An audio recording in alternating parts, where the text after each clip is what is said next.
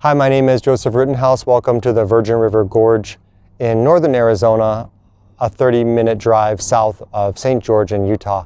I want to share this book with you, How an Economy Grows and Why It Crashes, written by Peter Schiff.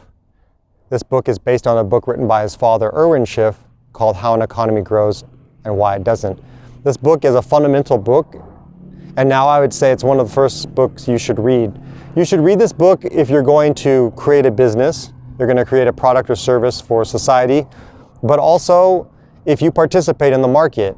If you go out in the world every day and you buy things, you should read the book. If you go out in the world and you see people who are creating and you see people who are consuming, you should read the book so that you understand the process of what's going on here. And the goal is not to say that either type of person is good or bad, that people who work are middle-class people who are consuming more are good or bad, or that people who create and they become wealthy are good or bad, but just to understand the process of what's going on here so that you don't hate people and you don't go through life being angry. The book is pretty simple English. I would say junior high or above could read the book, and if you told the story to an elementary school student, they could understand it as well. The story about the guy living on the island who decided to make nets to make fishing easier and faster. There's even illustrations in the book to help you understand the concepts. I have my own financial journey. I like to read books like this because it helps me explain it to other people. If people don't write books like this, it's hard to explain what I wanted, what happened, and what I got in my own life.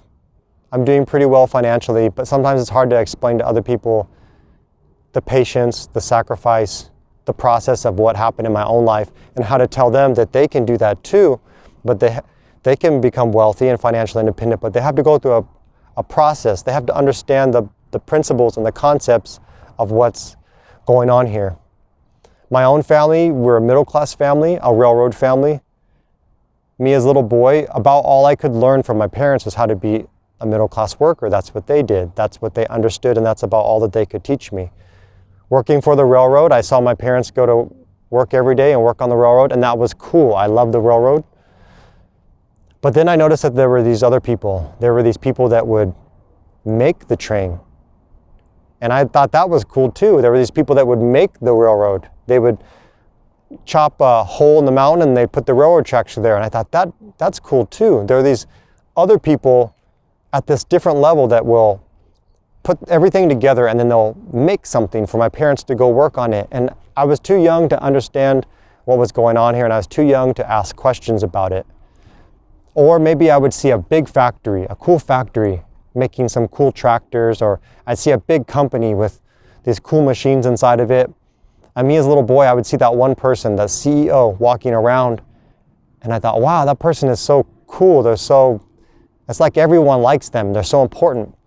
And I was seeing that this person was useful and important to society. They were doing an important job. And as a little kid, I couldn't explain it, but I could feel it. Or another example, maybe someone who makes a cool car. I would see there's the people that drive the cool car, but then when the person that came out that created the car, everyone treated them with a different type of,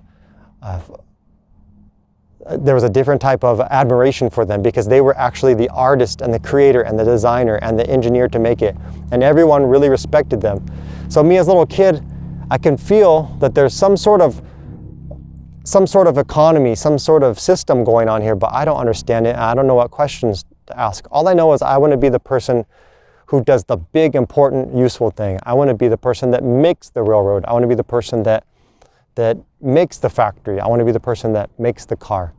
This book is going to explain to kids or younger people and adults how that process takes place. The story is about a guy who lives on an island, and he decides to take a chance and make a net, a fishing net, so that his fishing improves. It's a very simple concept, but the concept applies to everyday life. There's different kinds of people. There's creators, there's producers, there's organizers, risk takers, and then you have other people that they want to play it a little bit more safe. They just want to kind of go along with the ride right now. Their capital, their money isn't in a situation right now where they're willing or able to take risks. Even if you don't want to do business, you need to read this book so that you can go outside and see the process of what's going on. Okay, that person has more capital.